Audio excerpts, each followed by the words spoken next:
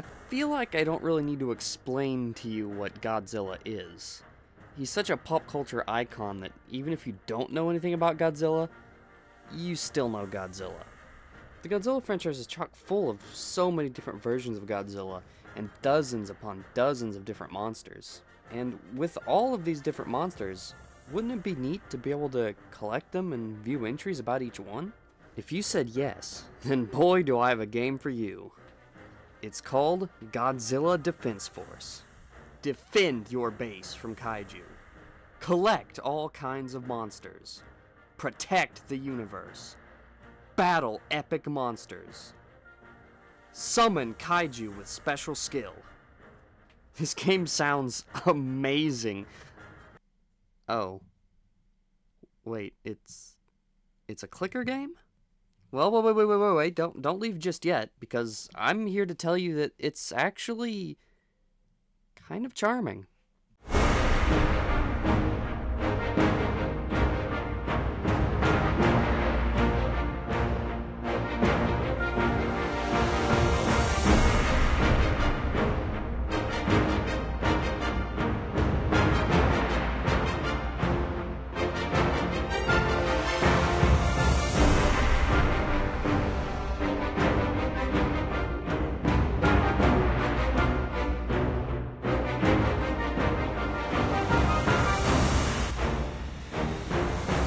I have kind of a love-hate relationship with clicker games.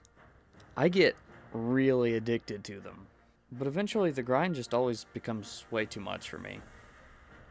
They often also just have little substance to them.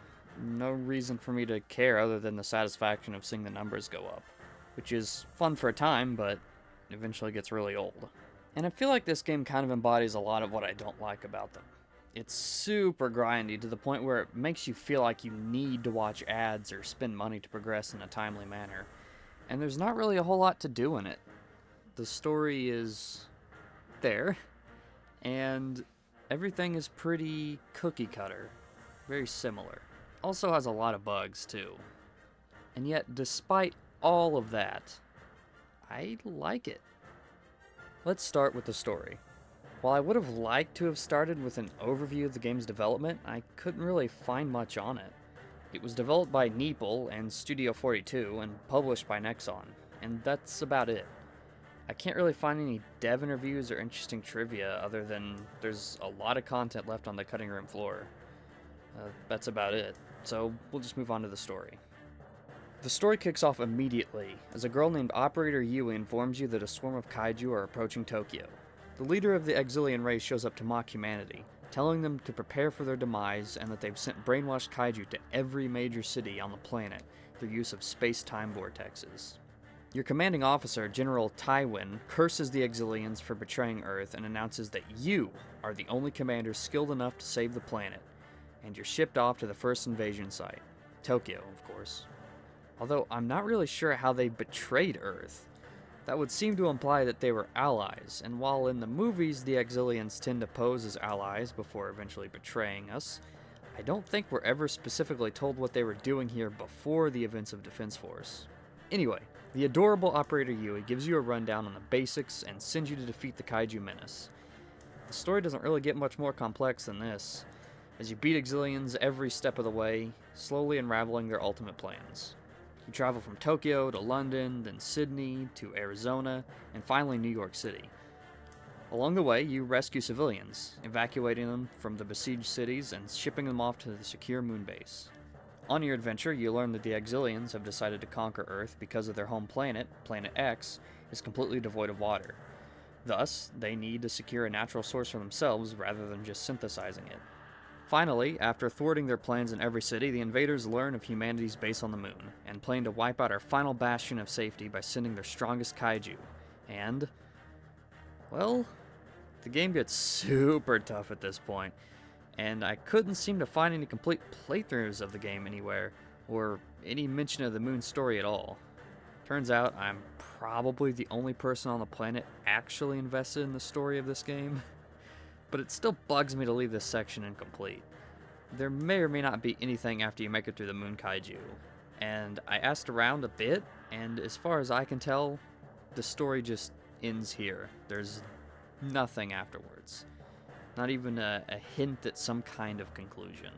As far as I can tell, once you get to the moon, the dialogue just stops. But if you happen to know of anything that takes place after this, please let us all know. Overall, the story is very bare bones, but that's perfectly fine. It sets up a scenario to have a bunch of giant monsters cause mayhem, and that's really all you need in life. Although, I will say, something about this planet is really messed up. The fact of multiple iterations of Godzilla and other monsters existing just seems to be a fact of life. Yui talks about how certain Godzillas attacked certain places in different years, and talks about monsters being resurrected and the like. So, how does she know all the lore behind these monsters? Is this really a world in which almost every Toho kaiju movie has happened? Living in a world in which Godzilla exists would already be terrifying enough, so I can't imagine living in one where the events of every movie actually happens. It could always be worse. If Godzilla Earth were here, we'd all be fucked. Gameplay. As I mentioned, this is an idle clicker game, so what you see is what you get. Units are produced and attack automatically, but tapping the screen will send them to their deaths faster. Seriously, these poor fellas just up and disappear upon serving their purpose, so I can only assume the worst. But a unit finishes dealing damage, you get some coins as well, so continue sending fellas into the meat grinder in order to upgrade your base and make even more money. The more you upgrade, the stronger and faster your units become, earning you more money faster, allowing you to unlock more buildings that do more damage so that you can make even more money faster. Very standard clicker things. The game cycles through stages in which you fight waves of generic enemies. There are 15 generic enemies in total, 3 types per city. The designs are kind of fun, and they all come in a variety of different colors, but otherwise they don't do anything. They don't even deal damage to your bases. You fight through 9 waves of monsters before a kaiju appears, who are, of course, monsters from the franchise. The very first kaiju is Ebra 66. Once you engage the enemy, a timer begins to count down. If you can't beat an enemy in about 30 seconds, you're able to retry as much as you want, and you still receive idle income from the city when the app is closed. This gives you the opportunity to level up your bases, rethink your card strategy, and watch ads for extra cash or temporary boosters. If all else fails, then it's time to reset, which we'll get to later. Upon beating a kaiju, you receive the kaiju card. Kaiju cards allow you to summon the monster you slayed in battle, giving different buffs like raising crit chance or damage for certain unit types, speeding up production, or just straight up dealing damage to the enemy. These cards are very helpful, and smart usage of them is crucial for later stages in the game. You also get cards from the card shop, or buy free level up packs, which yield an assortment of kaiju and vehicles and weapons from the franchise. Upon defeating a repeat kaiju, you earn card powder, which is used to level up cards. Of course, being a mobile game, there are microtransactions and gacha elements. The price of a rare package, the smallest package up for sale, is $20, which is a lot. If you're willing to spend money on the game, I'd say buy Exnium, the premium currency, to spend on the rare card pack for 300 Exnium instead. I think you'll get a lot more bang for your buck that way. That being said, don't spend money on this game. My advice is to just enjoy the game at a snail's pace. Spending money is just how they get you roped in, and a lot of the best cards are unlocked in later stages anyway. I, of course, would never spend... After the 40th stage, you're confronted by a Godzilla. You have the choice to wait for as long as you need, fighting off endless waves of mooks until you're ready to face the Big G himself. Each city has 120 waves until the kaiju start repeating, totaling 15 kaiju per city. Except for Arizona. Arizona has Ganymedes on the 250th stage for whatever reason. When you finally hit a wall and you can't seem to keep up with the increasing difficulty, then it's time to time travel. You'll recognize this mechanic if you've played other clicker games. Basically, time traveling resets all of your progress, but you keep all your cards, Exnium, time shards, and artifacts.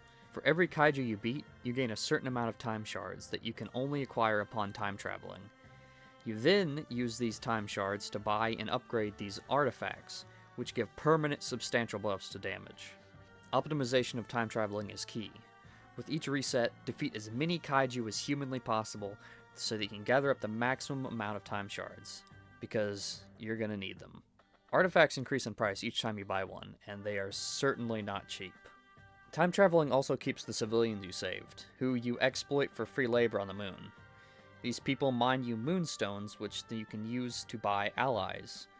Allies give bonuses on the field they're stationed at, and just like cards, proper usage of them is key. And in no time, you'll be seeing the damage and cash increase to absurd rates.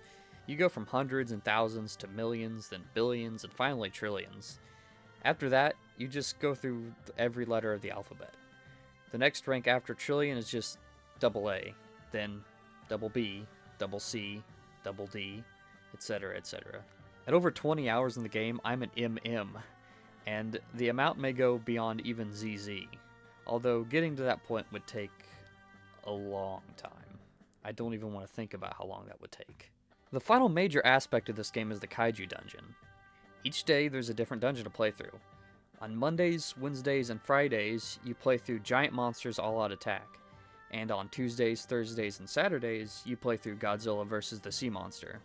I'm pretty sure the latter was the only one available for the longest time, and the former was only added somewhat recently. In the dungeon, you have a timer that ticks down through all 3 waves of kaiju, and you have to defeat them in the allotted time. Proper usage of cards and allies is crucial here, because it gets super tough once you start getting beyond level 10. You get 3 tries per day, but all you really get are moonstones and card powder. Not too worth it in my opinion. However, in Godzilla vs. the Sea Monster dungeon, you can unlock something truly special. A costume for Operator Yui. Isn't it just adorable? Oh, I love it so much. You unlock the Mothra Yui outfit upon beating level 10, and once you beat level 20 and 30 it gets upgraded, going from multiplying damage by 50% to 100%, and then finally 300%. It's definitely worth getting, even if you don't find it as cute as I do. Unfortunately, the other dungeon doesn't really have a costume, and Mothra is the only costume in the game. I suspect they were planning on putting other costumes in, but apparently they never got around to it.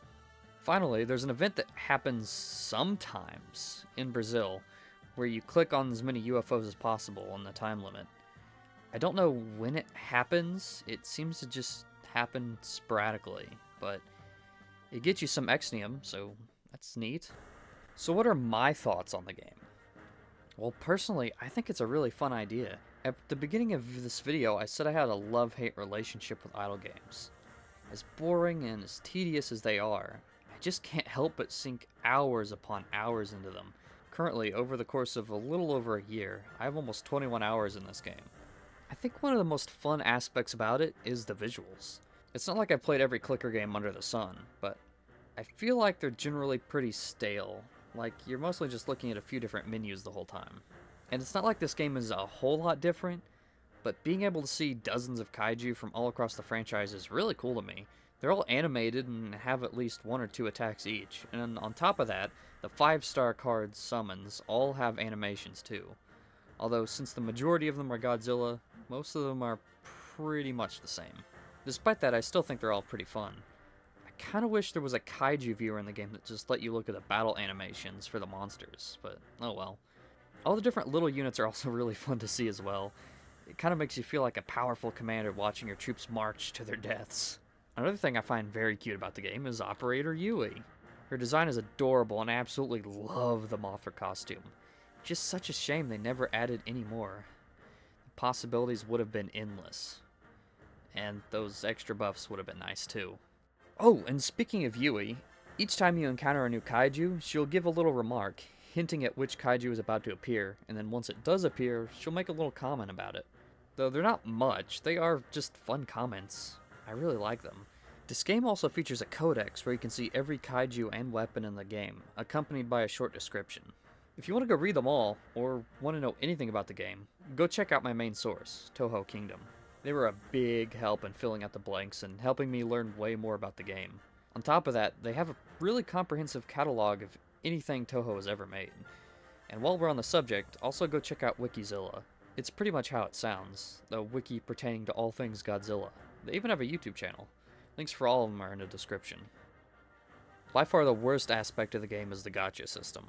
But while it does suck, most of the best cards you get later on are free. So really there's no reason to buy card packs. If you're really willing to spend money to speed up the game, buying Exnium is probably the smarter investment. With Exnium you can get bonus cash when you fail a kaiju enough times, and double up on time shards when time traveling. The latter is probably the best investment you can make, since time shards are very important. But in my opinion, the best way to enjoy the game is to simply play it once or twice a day whenever you're bored, and just work your way up slowly over time. So would I recommend it? Well, it depends on what you're into. If you're a fan of clicker games, then I'd probably say no. But if you're a big Godzilla fan, I'd say maybe. It is fun to see all the kaiju you know and love featured in this game, and reading Yui's little comments about them and seeing all the Easter eggs, it sort of feels like a celebration of the franchise in a way. I really like it. That being said, there's better clicker games out there. If you really want an addicting experience, just play the classic Cookie Clicker or Clicker Heroes. If you want something a bit more character-based, Crush Crush and Blush Blush are legitimately good. And at the end of the day, isn't that what we're all here for? Not for the epic kaiju fights or the engaging and thought-provoking narratives, but for the waifus. We all love the waifus. Thanks for watching.